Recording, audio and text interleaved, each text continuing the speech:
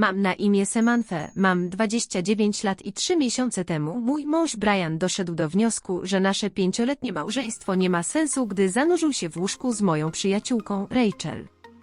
W zeszłym tygodniu otrzymałam dokumenty rozwodowe i od tamtej pory próbuję poskładać siebie od nowa. Jeśli spodobał Ci się film, nie zapomnij zasubskrybować mojego kanału, włączyć powiadomień, zostawić lajka i komentarz pod filmem. Kiedy wczoraj zadzwoniła mama z niespodzianką weekendem uzdrawiającym dla dziewczyn, poczułam pierwszy promyk nadziei od miesięcy. Spakowałam tylko najpotrzebniejsze rzeczy, kupiłam jej prezent i wsiadłam do pociągu z czymś, czego nie czułam od dawna – ekscytacją. Jeśli już podoba Ci się ta opowieść, proszę kliknij subskrybuj i napisz w komentarzu, skąd mnie oglądasz. Twoje wsparcie znaczy dla mnie wszystko podczas tej uzdrawiającej podróży. Zanim mój świat runął, miałam to, co większość uznałaby za całkiem dobre życie. Pracowałam jako starsza specjalistka do spraw marketingu w renomowanej firmie w Chicago. Miałam upragnione biuro z oknem narożnym od czasów studiów, marzyłam o takim miejscu. Poznałam Briannę na weselu przyjaciela. 7 lat temu to był jeden z tych filmowych momentów, gdy tłum się rozmywa, a widzisz tylko tę jedną osobę. Był czarujący, odnoszący sukcesy i sprawiał, że śmiałam się do łez. Randkowaliśmy przez 2 lata, zanim oświadczył się pewnego zimowego poranka w święta, przed moimi rodzicami. Nasz ślub był dokładnie taki, jak o nim marzyłam przez 5 lat. Naprawdę wierzyłam, że jesteśmy ze sobą na dobre i na złe. Mieliśmy jak każdy drobne sprzeczki, ale nic poważnego. Oszczędzaliśmy na dom na przedmieściach i planowaliśmy rodzinę. Myślałam, że jesteśmy zgodni we wszystkim. Dzień, w którym odkryłam romans, był zupełnie zwyczajny. Wracałam wcześniej z delegacji, planując niespodziankę kolację dla Brianny. Zamiast tego znalazłam go z nią w naszym łóżku. Sama klisza bolała bardziej niż zdrada. Rachel była moją przyjaciółką od studiów, druhną na naszym ślubie. Tych dwoje, którym ufałam najbardziej, knuli za moimi plecami przez miesiące. Rozwód był bolesny. Brian próbował wmówić wszystkim, że za bardzo się zaangażowałam w pracę, że jestem emocjonalnie niedostępna. Rachel zerwała ze mną kontakt całkowicie, a przyjaciele wybierali strony. Chudłam, nie spałam i w końcu musiałam wziąć urlop zdrowotny, bo zaczęłam popełniać drogie błędy podczas prezentacji. Kiedy rozwód się sfinalizował, byłam cieniem dawnej siebie. Wprowadziłam się do chłodnego, jednopokojowego mieszkania, które ledwie opłacałam z obniżonego dochodu. Zaczęłam terapię, ale ból był wciąż świeży, zaufanie rozbite. Żyłam dniem, nie czując, bym naprawdę istniała. Wtedy zadzwoniła do mnie mama. Sami, kochanie, użyła mojego przezwiska z dzieciństwa, wcześniej mnie to krępowało, ale teraz było pocieszające. Tata i ja bardzo się o ciebie martwimy.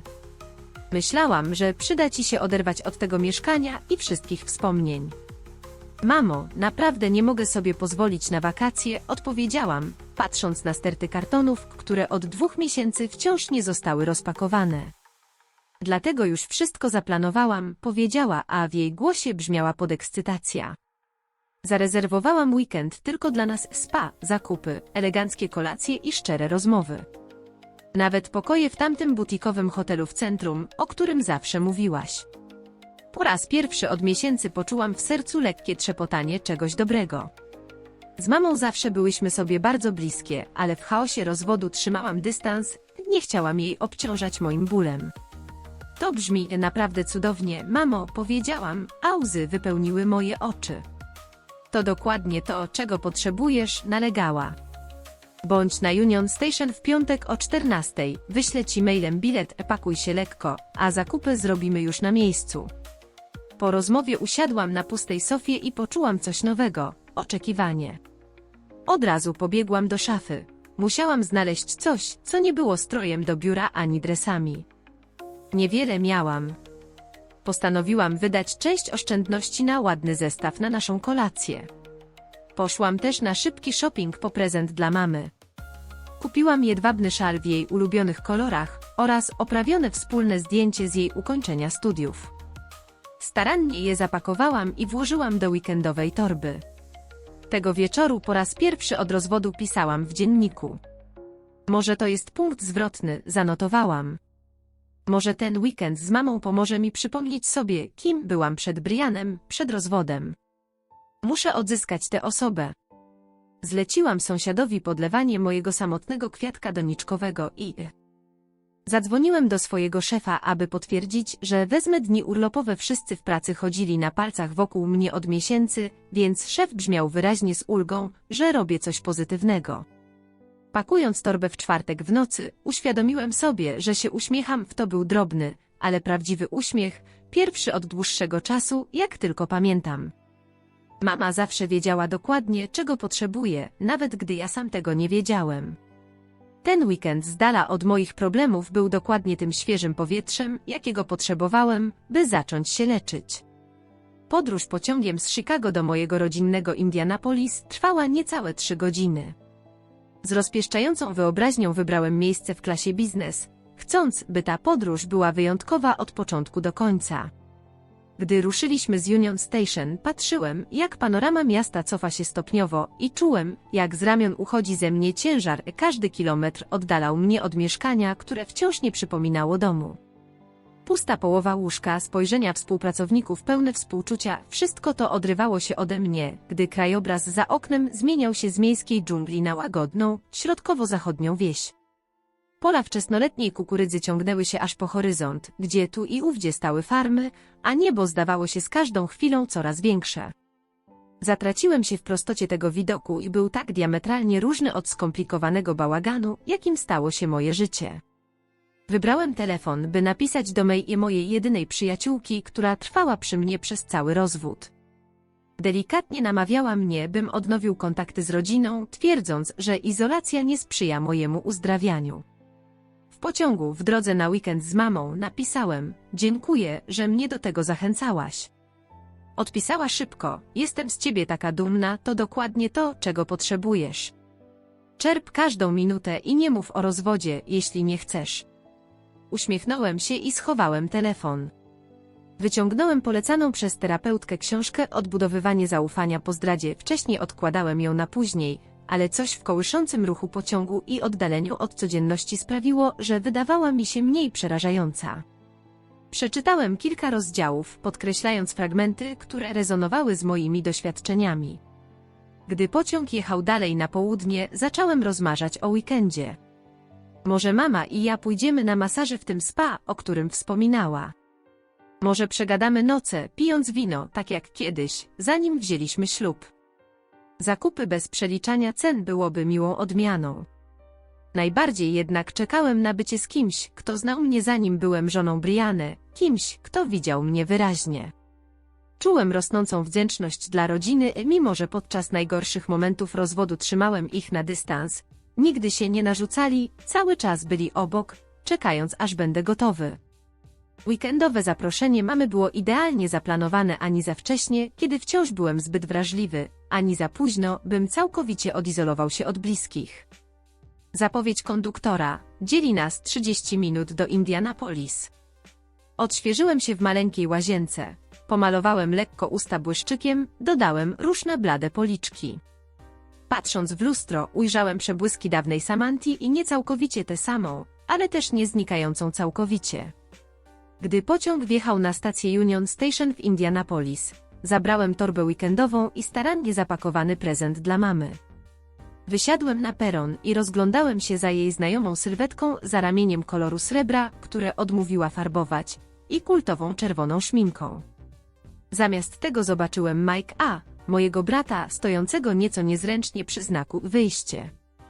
Na początku poczułem przyjemne zaskoczenie, może cała rodzina przygotowała tę niespodziankę. Od dziecka Mike i ja byliśmy blisko, choć jako dorośli nieco się rozdzieliliśmy, gdy on skupił się na karierze i rodzinie. Gdy podeszłam bliżej, dostrzegłam w jego oczach nerwowość, dziwnie nieadekwatną do zwykłego odbioru mnie z peronu.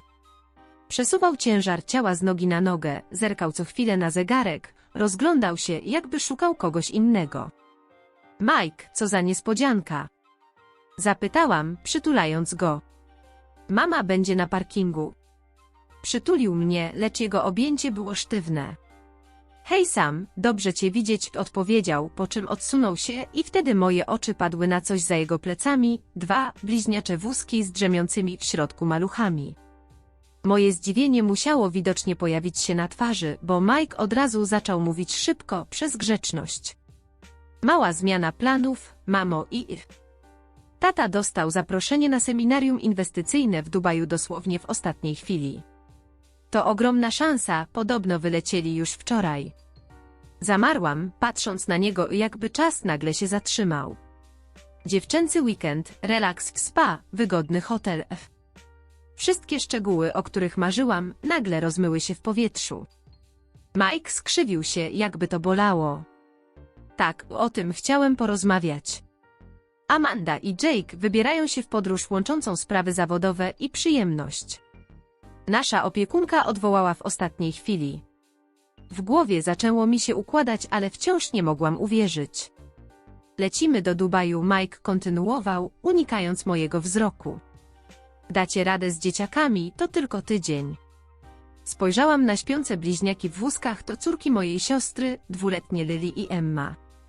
Tak niewinne, nieświadome wybuchowej rewelacji, która padła na mnie jak grom z jasnego nieba. Daj spokój, wymamrotałam, głosem ledwo wyższym od szeptu. Mike, powiedz mi, że to jakiś dziwaczny żart. Mike spuścił wzrok, zażenowany. Przepraszam, Sam. Mówiłem im, że to nie fair, ale wiesz, jak mama jest, kiedy postanawia coś zrobić. Wyciągnęłam telefon, głos z automatu, skrzynka głosowa.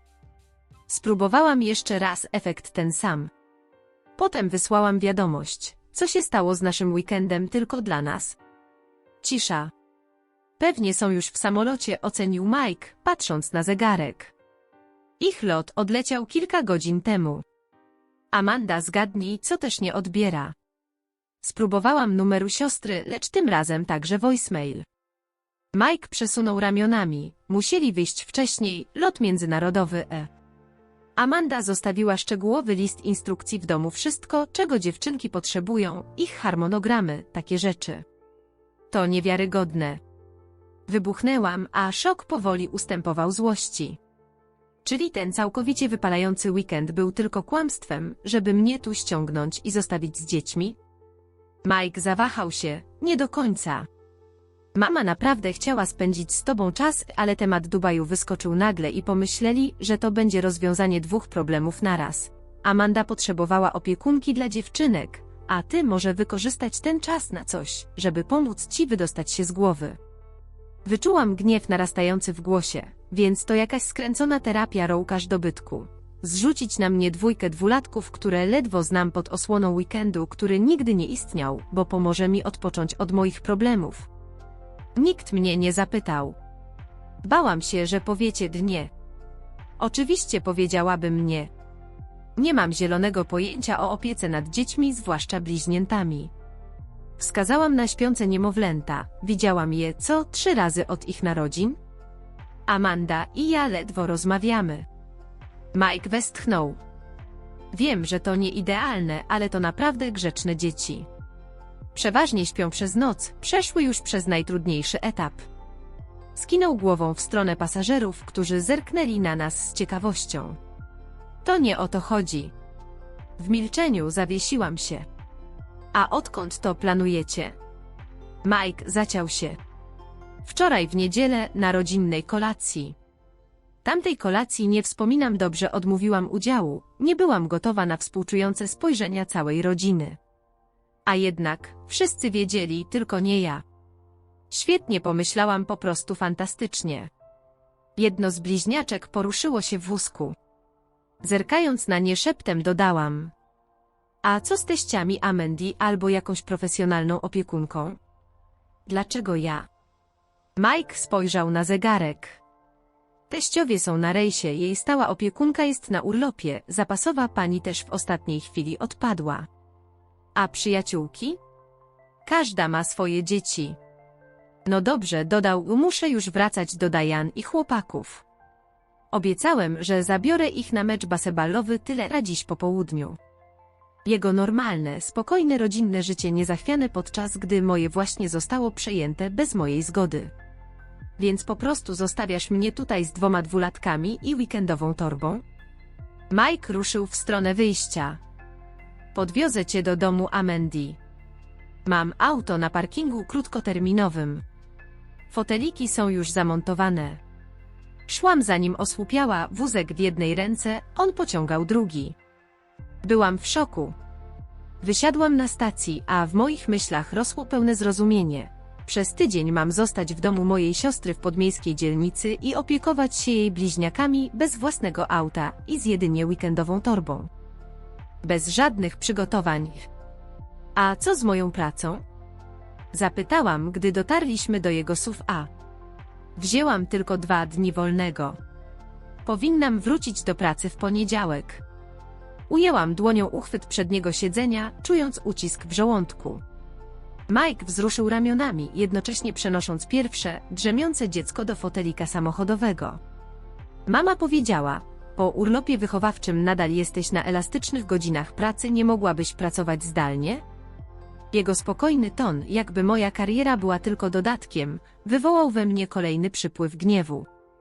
Tak, miałam pewne trudności w pracy, ale to nie oznaczało, że mój zawód nie jest dla mnie ważny. Była to jedyna część mojego życia, która jeszcze się nie rozsypała. A co z bliźniakami? Przedszkole? Wizyty u lekarza? A gdyby wydarzyła się nagła sytuacja? Pytania wylatywały z moich ust jedno po drugim, serce biło mi coraz szybciej, a panika rosła. Mike przypiął drugie dziecko pasami w foteliku. W tym czasie, a pobierając moją torbę, umieścił ją ostrożnie w bagażniku. Obok znajdował się dziesiątki przedmiotów dla niemowląt, które wyglądały jak wyposażenie małego sklepu dziecięcego. Przedszkole odwołane na cały tydzień, oznajmił, zamykając bagażnik. Miały już wizyty kontrolne w zeszłym tygodniu, więc lekarz nie powinien być potrzebny. A w razie nagłego wypadku po prostu dzwoń po 112, tak jak każdy inny. Ale ja nawet nie mam fotelika samochodowego na zmianę, zaprotestowałam z niepokojem. Amanda zostawiła swoją minivana w garażu z dodatkowymi fotelikami, powiedział Mike. Klucze wiszą na haczyku przy drzwiach. Leo zamknął bagażnik i wskazał, żebym wsiadła na miejsce pasażera. Jazda do domu Amendy na północnych przedmieściach była pełna napięcia. Próbowałam wielokrotnie dodzwonić się do mamy i siostry, ale bez rezultatu.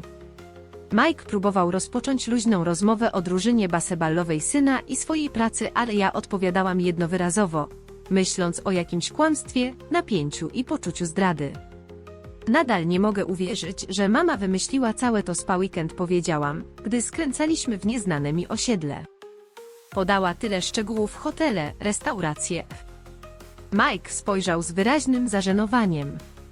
Tak, przyznał, chwilę zawahał się. Ona naprawdę się zaangażowała w tę historię. Powiedziała, że to dla twojego dobra, że musisz nawiązać ponowną więź z rodziną, ale nie przyznaje się, że jesteś zbyt uparta. Więc kłamstwo było rozwiązaniem. Powtarzałem im, że to zły pomysł, ale wiesz, jak robią, kiedy uważają, że wiedzą lepiej. Gdy wjechaliśmy na podjazd przed 2-piętrowym koloniowym domem, który rozpoznałam ze zdjęć świątecznych, mimo że nigdy tam nie byłam, zdałam sobie sprawę, jak odległe stały się relacje z moją siostrą. No i jesteśmy, powiedział Mike z wymuszoną wesołością. Home sweet home na ten tydzień. Bliźniaki powoli się budziły, gdy Mike pomagał z wniesieniem wózków i mojej torby. Szybko oprowadził mnie po pierwszym piętrze, kuchnia, salon, pokój zabaw. Potem pokazał szczegółowe listy zawieszone na drzwiach, lodówki, harmonogram posiłków, drzemek, wieczornych rytuałów i dane do kontaktu w razie nagłego wypadku. Pokój gościnny jest przygotowany dla ciebie na górze, powiedział, podając mi komplet kluczy do domu i do minivana. Pierwsze drzwi po prawej. Pokoik bliźniaków jest naprzeciw, kontynuował z wyraźną uprzejmością. Amanda powiedziała, że możesz korzystać z wszystkiego, co jest w lodówce lub spiżarni. Diane zrobiła zakupy wczoraj, więc spokojnie wystarczy na kilka dni. Po chwili nieuścisku i kolejnych przeprosin Mike odjechał, zostawiając mnie samą w domu siostry z coraz bardziej rozbudzonymi i zdezorientowanymi maluchami. Stałam w kuchni, patrząc na harmonogramy i listę kontaktów awaryjnych, czując się całkowicie przytłoczona. Znów rozległ się płacz, nie wiedziałam nawet, które z nich zaczęło pierwsze. Wpatrywałam się w okna, licząc na ratunek, ale cisza powiedziała sama za siebie. Wtem dołączyło drugie dziecko, oba szukały mamy. To będzie dobrze, powiedziałam, nie wiedząc, czy próbuję nimi pocieszyć, czy siebie. Wszystko będzie dobrze. Ale gdy płacz narastał, a ja z trudem odczepiałam je od wózków, wiedziałam, że nic w tej chwili nie jest w porządku. Moja rodzina mnie okłamała, zmanipulowała i zostawiła z odpowiedzialnością, do której nie byłam w najmniejszym stopniu przygotowana. A co gorsza, zrobili to pod pretekstem, że chcą mi pomóc w regeneracji. Do wieczora byłam już na skraju wyczerpania. Po odejściu Majka bliźniaki były już w pełni obudzone i błyskawicznie zorientowały się, że rodzice zniknęli. Co wydarzyło się potem? 2 godziny płaczu, krzyków i odrzucania wszelkich pocieszeń. Nie potrafiłam ich odróżnić, nie znałam ich preferencji, czułam się całkowicie bezużyteczna, gdy odrzucały każde ciastko, zabawkę, rozrywkę. Wreszcie padły ze zmęczenia i zapadły w płytki, niespokojny sen na podłodze w salonie. Wykorzystałam ten chwilowy oddech, aby dokładnie przeczytać notatki Amendy, z których dowiedziałam się, że Lily ma małą znamię tuż za prawym uchem, jedyny sposób, by je odróżnić. Gdy się obudziły, nadal były rozdrażnione, jednak zgodnie z instrukcjami podałam im plasterki jabłka z serem. Harmonogram posiłków Amendy był tu bezcenny. Kolacja minęła względnie spokojnie, choć więcej jedzenia wylądowało na podłodze niż w ich buziach. Kąpiel. Totalna katastrofa, woda chlapała wszędzie, a szampon dostał mi się do oka. Rytuał wieczorny towarzyszyło kolejne morze łez u wszystkich trojga. Ale o 20:30 w końcu zasnęły w swoich łóżeczkach. Padłam na kanapę, włosy wciąż wilgotne po kąpielowym chaosie i próbowałam znów zadzwonić do mamy. I znowu żadnej odpowiedzi od siostry. Wysłałam coraz bardziej zirytowane wiadomości, jasno wyrażając, jak niedopuszczalne było ich zachowanie. Mike również nie odbierał, pewnie jak zwykle unikał odpowiedzialności i konsekwencji. Właśnie zaczęłam rozważać zamówienie transportu powrotnego na stację kolejową i porzucenie tej całej farsy, gdy z góry dobiegł mnie cichy płacz. Natychmiast pobiegłam na górę. Lily stała w swoim łóżeczku, jej twarz była zarumieniona i wyraźnie gorąca w dotyku. Hej, maleńka, powiedziałam łagodnie, przykładając dłoń do jej czoła. Nie czujesz się najlepiej, prawda?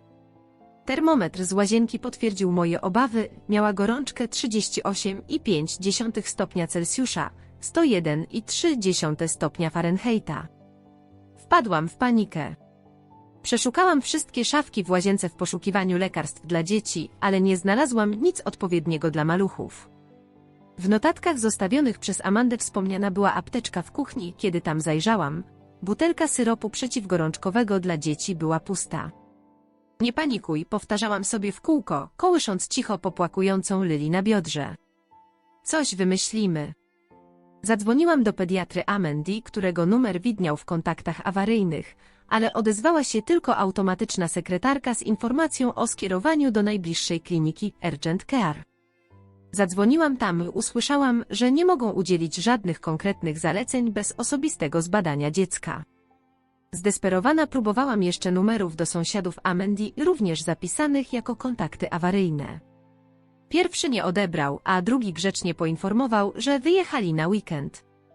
O północy gorączka Lily wzrosła do 38,9 stopnia Celsjusza, 102 stopni Fahrenheita, a Emma obudziła się zaniepokojona płaczem siostry. Próbowałam opanować obie dziewczynki, przykładałam chłodne ściereczki do Lily i jednocześnie usiłowałam nie dopuścić do załamania emocjonalnego Emi. Błagam cię, szeptałam do telefonu, zostawiając 5. już wiadomość głosową dla Amendy. Lily jest chora i nie wiem, jaki lek jej podać. Odzwoń natychmiast.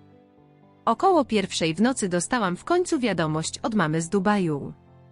Słaby zasięg. Dzieci często miewają gorączkę. Spróbuj letniej kąpieli. Amanda mówi, że Tylenol dla dzieci jest w jej łazience. Kocham cię. Chciałam krzyczeć. Przecież już dokładnie przeszukałam wszystkie łazienki w domu. Próbowałam odpisać, ale pojawił się błąd, telefon pewnie był znowu wyłączony albo poza zasięgiem. Reszta nocy była rozmyta, a pełna płaczu, nieudanych prób ukojenia, rosnącej bezsilności i lęku. Nie mogłam zabrać Lily do kliniki bez znajomości prawidłowego montażu fotelika ani bez zgody rodziców. Nie mogłam jej też podać żadnego leku, którego nie mogłam znaleźć. Nawet nie byłam w stanie nakłonić jej do picia wystarczającej ilości wody. O świcie byłam już wrakiem człowieka, a bez chwili snu, nerwy w strzępach. Gorączka Lily trochę spadła, ale nadal była apatyczna i trzymała się mnie kurczowo. Emma wyczuła napiętą atmosferę i była wyjątkowo rozdrażniona i wpadała w histerię przy każdej drobnostce. Udało mi się podać im śniadanie, banany i płatki, których Lily ledwo tknęła. Kiedy sprzątałam bałagan, zadzwonił telefon, a w końcu Amanda. Hej, Sam, powiedziała swobodnym, irytująco obojętnym tonem. Dostałam twoje wiadomości o Lily. Wszystko w porządku. Nie, Amanda, nie jest w porządku. Wybuchłam. Całą noc miała gorączkę. Nie mogłam znaleźć żadnego leku. Nie spałam od 24 godzin i próbuję ogarnąć to wszystko sama. Tylenol powinien być w naszej łazience na najwyższej półce w apteczce, odpowiedziała, całkowicie ignorując mój ton. Jeśli nie ma, możesz podskoczyć do CVS na Miller Road, to tylko niecałe 2 kilometry stąd. Nie wiem, jak prawidłowo używać fotelików samochodowych i nie mam upoważnienia, by odbierać leki na receptę dla twoich dzieci. Powiedziałam z oburzeniem. I jak niby mam zabrać 2 maluchów, z których jedno jest chore, do apteki? Amanda westchnęła, jakby to ja sprawiałam problem. W miniwanie jest wbudowany odtwarzacz DVD. Poradzą sobie przez te kilka minut. A Tylenol jest bez recepty, Sam, nie potrzebujesz żadnego upoważnienia. Nie o to chodzi, Amanda. Okłamaliście mnie. Wciągnęliście mnie tu pod pretekstem, a potem zostawiliście samej z waszymi dziećmi i bez przygotowania, bez wskazówek. Tu nie chodzi o szybką wycieczkę do CVS. Chodzi o to, że jestem całkowicie przeciążona a twoje chore dziecko potrzebuje matki. Dramatyzujesz, odpowiedziała Amanda chłodnym tonem. Dzieci mają gorączkę cały czas. Daj jej Tylenol, nawadniaj i będzie dobrze. Muszę iść, idziemy na kolację biznesową. Mama później zadzwoni. Zanim zdążyłam cokolwiek powiedzieć, rozłączyła się. Patrzyłam w telefon z niedowierzaniem, a łzy frustracji i wyczerpania napływały mi do oczu. W tym właśnie momencie Emma wylała sok na siebie i na podłogę, a Lily zaczęła znowu płakać z kanapy w salonie. Dzień toczył się dalej w podobnym duchu. W końcu znalazłam dziecięcy Tylenol, nie w łazience, jak twierdziła Amanda, ale w jej szufladzie nocnej szafki. Udało mi się podać go Lily, co obniżyło jej gorączkę, ale nadal była marudna i przylepna. Każda próba ustalenia jakiejkolwiek rutyny kończyła się fiaskiem. Posiłki były bitwą, trzemki strefą wojny, a ja nie mogłam nawet pójść do łazienki bez histerii jednego lub obu dzieci za drzwiami. Drugiej nocy moje ciało bolało z napięcia i braku snu. Gorączka Lily prawie ustąpiła, ale teraz Emma zaczęła wykazywać oznaki złapania tego samego wirusa. Dom, który był nieskazitelnie czysty, gdy przyjechałam, teraz tonął w zabawkach, porzuconych ubraniach i niedojedzonych przekąskach. Siedząc na podłodze między ich łóżeczkami o 2 w nocy i cicho nucąc kołysanki, by je uspokoić, czułam, że coś we mnie pęka. To nie pomagało mi się uleczyć, to otwierało stare rany i tworzyło nowe. Po raz kolejny byłam wykorzystywana przez ludzi, którzy twierdzili, że mnie kochają. Po raz kolejny moje potrzeby i uczucia były mniej ważne niż potrzeby wszystkich innych. Paralele z moim nieudanym małżeństwem były niemożliwe do zignorowania. Brian twierdził, że mnie kocha, zdradzając mnie z Rachel. Moja rodzina twierdziła, że chce mi pomóc się uleczyć, wykorzystując moją wrażliwość dla własnej wygody. Różne okoliczności, ta sama wiadomość pod spodem. Uczucia Samanty się nie liczą. Oparłam głowę o ścianę, łzy cicho spływały po mojej twarzy, podczas gdy nadal nuciłam do wreszcie śpiących bliźniaczek. Nigdy w życiu nie czułam się tak samotna i tak wykorzystana. Trzeciego dnia obie dziewczynki były marudne i gorączkujące. Spałam może 2 godziny łącznie. Oczy piekły mnie od zmęczenia, głowa pulsowała bólem. Emma prawie całą noc płakała za mamą, odrzucając każde moje pocieszenie. Lily, czując się nieco lepiej, obudziła się o 5 rano, domagając się śniadania i uwagi. Szłam przez poranny rytuał jak zombie i rozlałam sok, przypaliłam tosty i niemal zasnęłam na stojąco, zmieniając Emi pieluchę. Co kilka godzin próbowałam dodzwonić się do rodziny, coraz bardziej sfrustrowana ich lakonicznymi i zbywającymi odpowiedziami. Dzieci cały czas chorują, napisała mama. To tylko przeziębienie, radzisz sobie świetnie. Przyzwyczają się do ciebie. Amanda odpisała, po prostu trzymaj się sztywno harmonogramu. Ojciec w ogóle nie odpowiedział, a Mike przysłał tylko jedno: dasz radę, znak kciuka w górę, co sprawiło, że miałam ochotę rzucić telefonem o ścianę. Po południu osiągnęłam poziom wyczerpania, którego wcześniej nie znałam. Dziewczynki w końcu spały w tym samym czasie, mały cud, i opadłam na kanapę z zamiarem odpoczynku choćby przez chwilę. Zamiast tego rozpłakałam się gorącymi, niekontrolowanymi łzami. Płakałam za nieudanym małżeństwem, za zdradą rodziny, za przytłaczającym poczuciem bycia niechcianą i jednorazową dla wszystkich, których kochałam. W łazience, próbując się ogarnąć, zanim dziewczynki się obudzą, spojrzałam w lustro. Ciemne kręgi pod oczami, nieumyte, splątane włosy, na sobie stara koszulka Amendy, którą znalazłam w szufladzie po tym, jak Emma zwymiotowała na moją ostatnią czystą bluzkę. Ledwo rozpoznawałam siebie. To nie pomaga mi się uleczyć, wyszeptałam do swojego odbicia. To mnie łamie na nowo. Ochłapałam twarz zimną wodą i wróciłam do salonu, zdeterminowana, by przynajmniej spróbować ogarnąć ten chaos. Zbierając porozrzucane zabawki, zauważyłam dziennik Amendy na stoliku, częściowo ukryty pod dziecięcym kocykiem. Nie powinnam była go otwierać, wiedziałam to. Ale coś kazało mi zajrzeć. Wpis z poprzedniej niedzieli i dnia, w którym nie pojawiłam się na rodzinnym obiedzie, potwierdził moje najgorsze obawy. Mama wpadła na idealne rozwiązanie w sprawie naszej podróży do Dubaju, napisała Amanda. Sam nadal jest taka krucha po rozwodzie, ciągle tonie w użalaniu się nad sobą. Mama uważa, że opieka nad bliźniaczkami daje jakiś cel, odciągnie jej uwagę od problemów. Zespół emocji kłębił się we mnie, gdy Jake i ja rozważaliśmy jej stan i oboje zgodziliśmy się, jest zbyt niestabilna. Ale byłam przekonana, że odnajdzie w sobie siłę, gdy już tu przyjedzie. Uznaliśmy jednomyślnie, że lepiej nie mówić jej o planach, od razu znalazłaby pretekst, żeby odmówić. Mama zaproponowała historię, weekend u dziewczyn, to miało ich tu ściągnąć.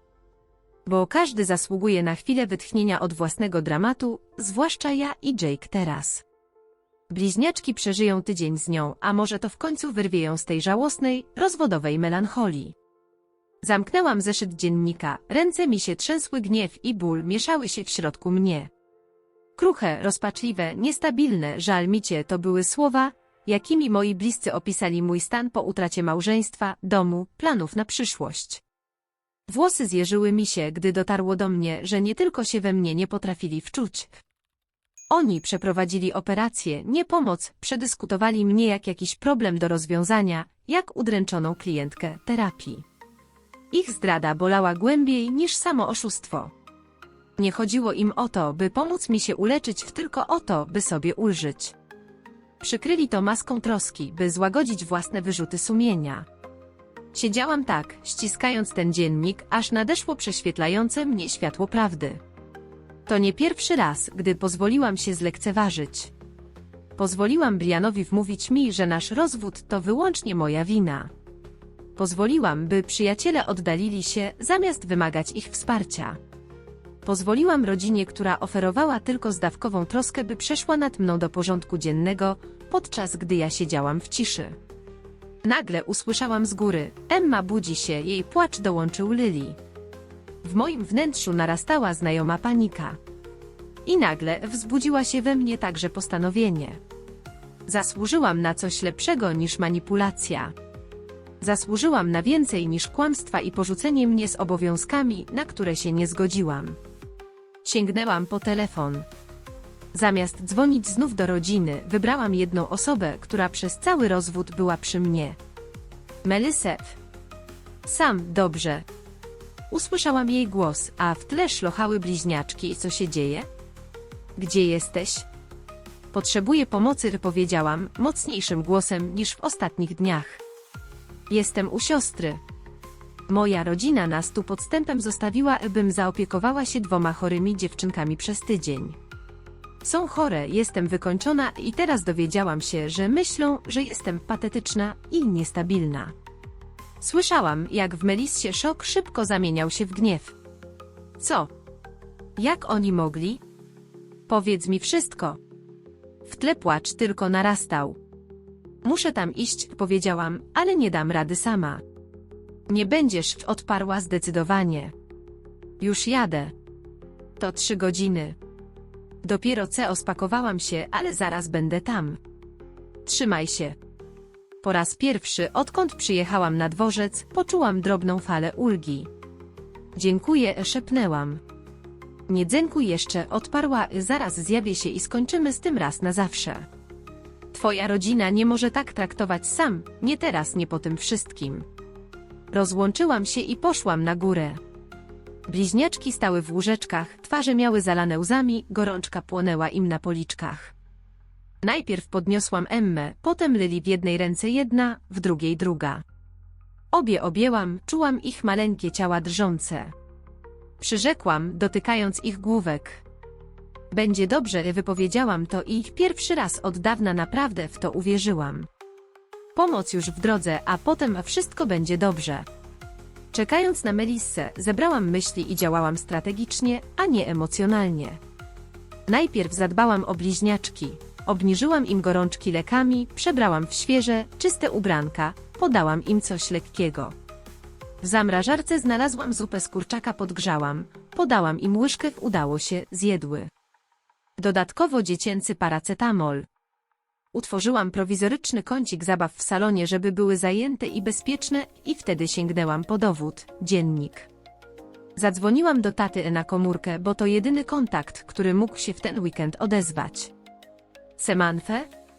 Odpowiedział, brzmiał rozkojarzony, wszystko w porządku z dziewczynkami.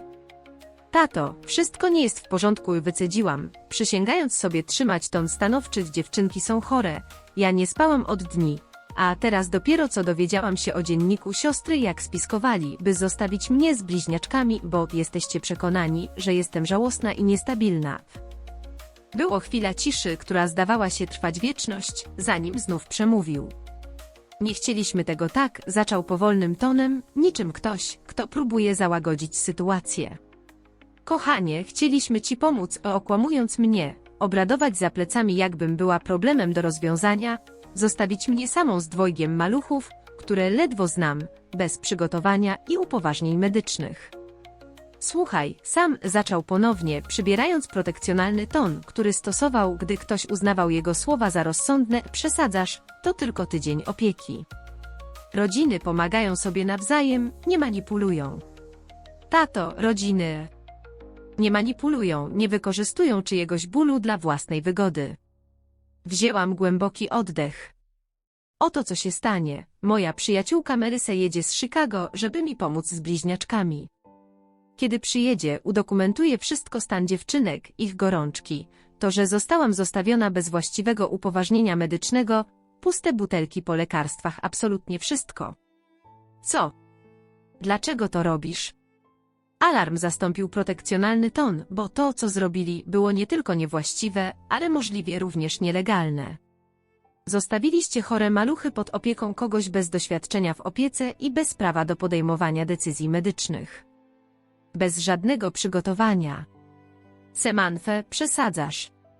Jeszcze nie skończyłam, przerwałam mu. Zadzwonię też do teściów Amendy, zapytam, czy wiedzą, że wmanipulowaliście mnie w coś takiego, że ich wnuki są chore i opiekuje się nimi ktoś, kogo uznaliście za słabą emocjonalnie. To złapało jego uwagę. Rodzice Jake A. byli znaczącymi postaciami we wspólnocie i bardzo chronili swoje wnuki. Nie bądźmy pochopni, dodał szybko. Chcecie czego? Chcę, żeby jedna z was od razu wróciła do domu. Dziewczynki potrzebują rodziców, nie kogoś, kogo uważacie za zbyt kruchą, by funkcjonować. Nie możemy po prostu tak zostawić Samanty. Ta podróż jest ważna dla firmy, bilety były drogie, wrócimy za 4 dni, zgodnie z planem. Wtedy zadzwonię do teściów, odpowiedziałam spokojnie. I może do opieki społecznej zapytam, czy to, co zrobiliście, to prawidłowe przekazanie opieki. Zapanowała długa cisza. W końcu głos mojego ojca zabrzmiał surowo, spięty gniewem. Omówimy to z twoją mamą i Amandą, oddzwonimy. 3 godziny później Melissa przyjechała obładowana zapasami, jedzeniem, odpowiednimi lekarstwami dla dzieci, a nawet zabawkami i książkami. Spojrzała na mnie i objęła mnie mocno. Wyglądasz okropnie, powiedziała szczerze. Dobra, masz plan. Weź prysznic i śpij co najmniej 2 godziny. Ja zajmę się dziewczynkami, nie znają cię. Będą płakać cały tydzień, tęsknią za mamą. Protestowałam. Mam 3 siostrzenice poniżej 5 roku życia. Dam radę. Idź spać. Byłam za wyczerpana, żeby się sprzeczać. Wpadłam na górę i padłam na łóżko gościnne. Obudziłam się dopiero 3 godziny później, dom był zaskakująco cichy. Znalazłam Melissę w salonie, obie bliźniaczki spały spokojnie pod jej fortecą z kocyków. Wciąż mają gorączkę, szepnęła, ale lekarstwa pomogły. Dostałaś wiadomości od rodziny. Jak na zawołanie zadzwonił telefon. Amanda. Próbowałam dzwonić od godzin, powiedziała oskarżycielsko, gdy odebrałam. W końcu zasnęłam, bo byłam bez przerwy przy waszym chorym dziecku. Tata mówi, że grozisz dzwonieniem do rodziców Jake'a i do opieki społecznej. Jesteś szalona. Spowodujesz ogromny rodzinny konflikt przez zwykłą opiekę? Nie chodzi o opiekę, Amanda, chodzi o szacunek. Okłamaliście mnie, manipulowaliście, porzuciliście chore dzieci pod opieką kogoś, komu ewidentnie nie ufacie. I czytałyście mój dziennik. Czytałyście mój dziennik? Wydała z siebie wstrząśnięta. To było prywatne. Tak jak moje życie i proces zdrowienia. A wy poczułyście się upoważnione, by rozstrzygać o nim bez mojego udziału. Wzięłam głęboki oddech. Ktoś z was musi wrócić dziś. To niemożliwe, jesteśmy w środku, zaczęła Amanda. Wtedy dzwonię do teściów, przerwałam. Udokumentowałam stan dziewczynek, zdjęcia, filmy. Mam twój wpis z dziennika jako dowód oszustwa. Mam SMS Y, że od kilku dni wołam o pomoc, a odpowiedzi były minimalne. Melissa spojrzała na mnie zza pokoju, pokazała kciuk. Dobrze. Zapanowała długa cisza, aż Amanda odezwała się głosem napiętym. Jake i ja kupimy lot na jutro. Powinniśmy być w domu jutro wieczorem. Dobra decyzja, odparłam. Tymczasem potrzebuję prawidłowego upoważnienia medycznego, najpierw fakty do pediatry. Otrzymawszy obietnicę i kończąc rozmowę, osunęłam się na kanapę obok Melissy. Nie mogę uwierzyć, że to zrobiłam, jęknęłam. Ja wiem, odpowiedziała, ściskając moją dłoń. To jest ta Samantha, którą zawsze znałam, silna, stanowcza w swoich granicach, nie poddająca się manipulacji. Długo się ukrywała, ale jest tam wciąż. Reszta dnia i noc minęły spokojniej, dzięki pomocy Melissy pracowałyśmy w systemie zmiany przy bliźniaczkach, obie dostając chwilę na odpoczynek. Dziewczynki, choć nadal chore, wydawały się spokojniejsze, może dlatego, że były 2 opiekujące się nimi osoby, a nie jedna wyczerpana mama. Nazajutrz wieczorem Jake z Amandą przyjechali, wyglądali na zmęczonych, ale obecni. Zmęczeni i rozdrażnieni przez swe przerwane wakacje, ich twarze zmieniły wyraz w mgnieniu oka, gdy zobaczyli bliźniaczki. Gorączka co prawda ustąpiła, ale dzieciaków wciąż ewidentnie coś trapiło. Co im się stało? Amanda zapytała oskarżycielsko, jakby to ich choroba była moją winą. Zachorowały, odpowiedziałam spokojnie, z tą prostotą, z jaką dzieci przyznają, że głodne są albo śpią. Próbowałam wam wytłumaczyć, jak poważnie to wygląda, ale wszyscy zbagatelizowaliście moje obawy. Jake przynajmniej poczuł zażenowanie, trzymając swoje córki w ramionach. Powinniśmy byli upewnić się, że masz należyte upoważnienia medyczne, przyznał z ciężkim sercem. To było nieodpowiedzialne z naszej strony. Amanda spojrzała na niego zirytowanym wzrokiem, ale się nie sprzeciwiła. Zwróciła się do mnie z napiętym uśmiechem. Dzięki, że je przypilnowałaś, możemy się tym teraz zająć sami. Nie skończyliśmy tej rozmowy, powiedziałam stanowczo. Teraz ja i Melissa spakujemy się i zostawimy was. Wy mama, tata, wy wszyscy jesteście mi winni poważne przeprosiny. Porozmawiamy też o szacunku i granicach, jak tylko przyjdziecie po dzieci. Kiedy razem z Melissą zbierałyśmy rzeczy, poczułam się lżejsza niż od miesięcy. Powiedzenie dość i nieustępowanie już rodzinie było przerażające, ale i dające siłę. Po rozwodzie pierwszy raz poczułam, że znów kieruję życiem, a nie tylko reaguję na to, co się dzieje. W drodze powrotnej do Chicago Melissa rzuciła na mnie przez ramię. Jestem z ciebie dumna, wiesz? To wymagało odwagi. Wcale nie powinno do tego dojść, odparłam, patrząc, jak krajobraz przedmieść przechodzi w autostradę. Ale cieszę się, że się tak stało. Musiałam przypomnieć sobie, że zasługuję na więcej od Briany, od mojej rodziny, od wszystkich. I od samej siebie. Melissa dodała cicho. To najważniejsze. Miała rację. Zorientowałam się, że prawdziwa zmiana nie polegała na tym, że postawiłam się rodzinie. Największy krok zrobiłam, gdy wreszcie stanęłam w obronie siebie. Tydzień później, moi rodzice i Jake, mąż Amandy, siedzieli niezręcznie w moim niewielkim mieszkaniu w salonie. Amanda została w domu z jeszcze chorującymi bliźniaczkami. Obok mnie na kanapie usiadła Melissa, żeby tylko dodać mi odwagi. Dziękuję, że przyszliście, zaczęłam, głosem mocniejszym niż się spodziewałam. Chciałam porozmawiać twarzą w twarz, bo to, co się wydarzyło, odsłoniło poważne problemy w naszej rodzinnej dynamice i nadszedł czas, żeby się nimi zająć. Moja mama od razu wtrąciła się. Kochanie, nigdy nie chcieliśmy cię skrzywdzić, myśleliśmy, że pomagamy. Po rozwodzie tak się odsunęłaś, nie odbierałaś zaproszeń, ledwo z nami rozmawiałaś. Mamo, przerwałam jej delikatnie, ale stanowczo. Proszę, pozwól mi dokończyć, zanim odpowiesz. Zaskoczona, ale skinęła głową, nie zdarzało się to często. To, co zrobiliście, okłamywanie mnie, wmanewrowanie w opiekę nad bliźniaczkami, za którymi nie byłam przygotowana, pokazało brak podstawowego szacunku do mnie jako do dorosłej. Nie pytaliście, czego potrzebuję. Postępując tak, jak wam się wydawało, że będzie dobrze, manipulowaliście mną.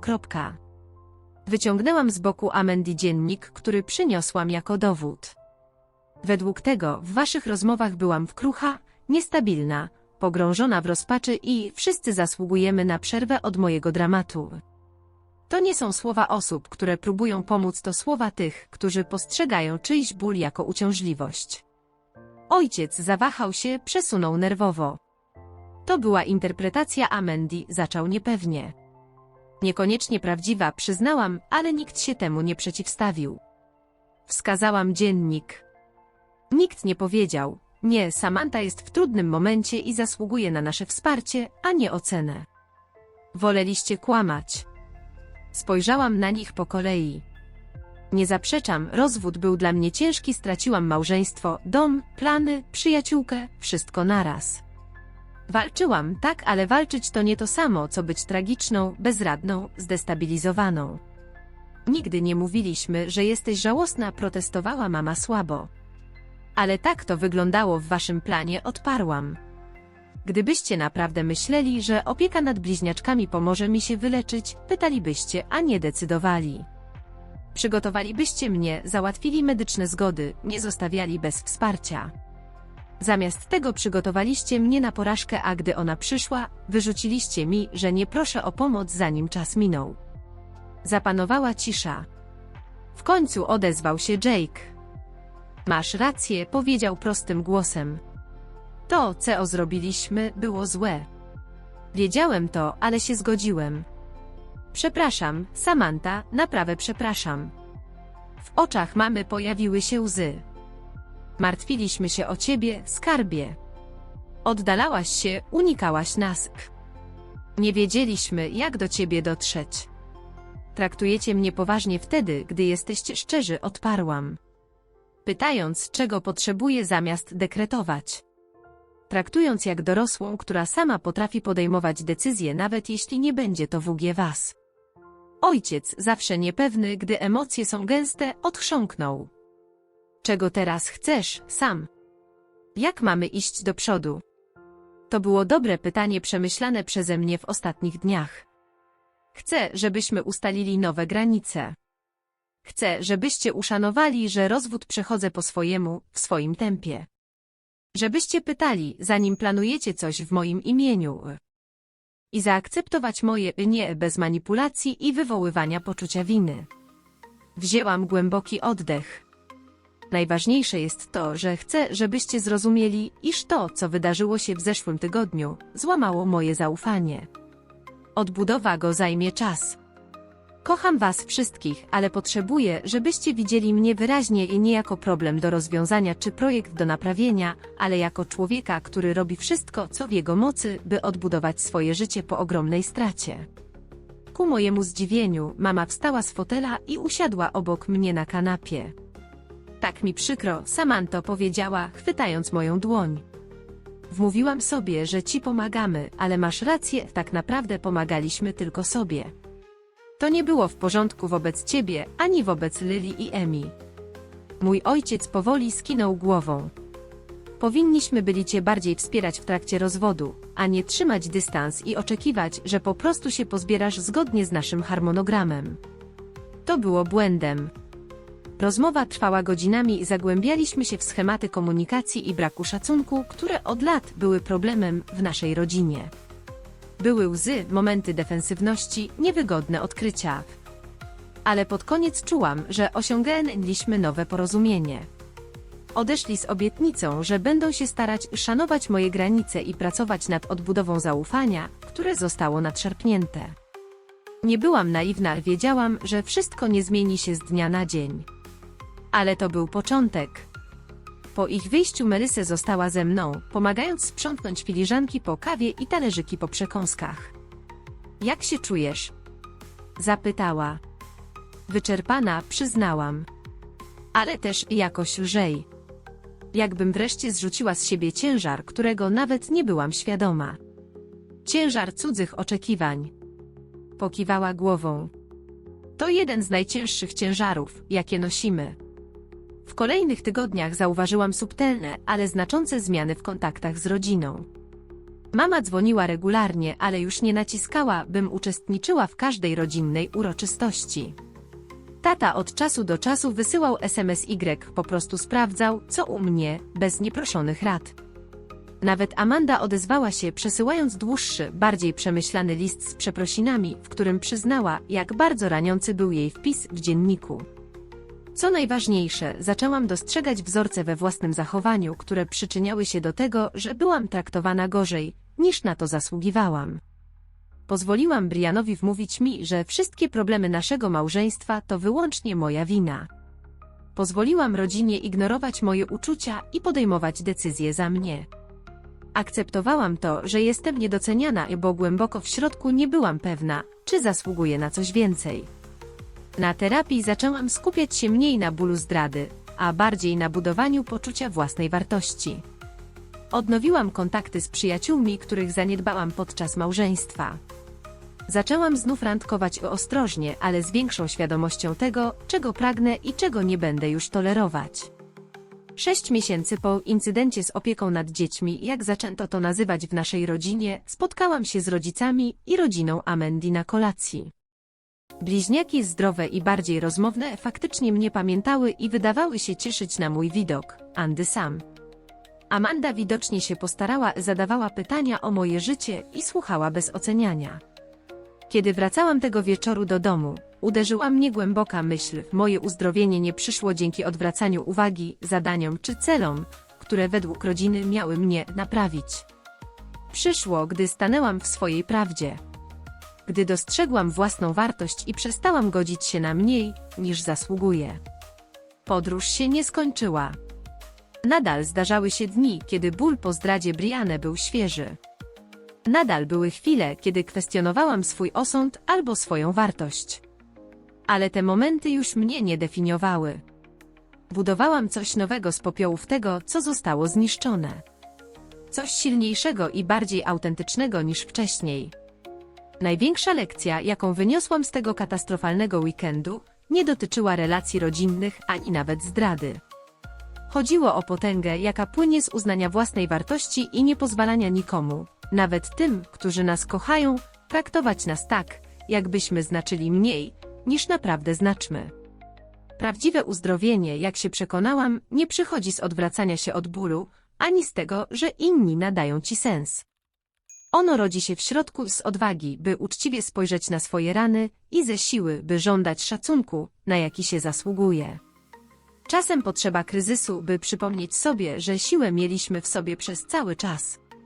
A czy ty przeżyłeś kiedyś moment, w którym postawienie się za sobą zmieniło wszystko?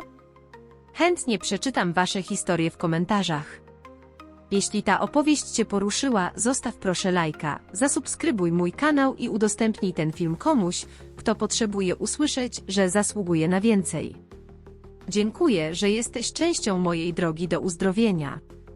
I pamiętaj, pierwszy krok do tego, by być cenionym przez innych, to uznać swoją własną wartość.